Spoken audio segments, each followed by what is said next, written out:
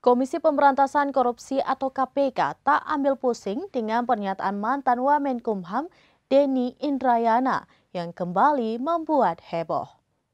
Komisi Pemberantasan Korupsi atau KPK tak ambil pusing dengan pernyataan mantan Wamenkumham Denny Indrayana yang kembali membuat heboh. Sebelumnya Denny menyebut bahwa KPK akan menetapkan bakal calon presiden atau capres dari Koalisi Perubahan Anies Baswedan sebagai tersangka dugaan korupsi Formula E.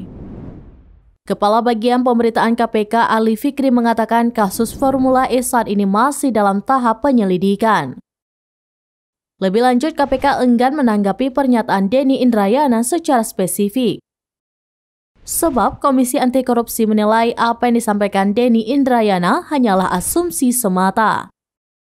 Ali menambahkan KPK tetap bekerja sesuai koridor hukum, tidak terpengaruh oleh intervensi politik manapun.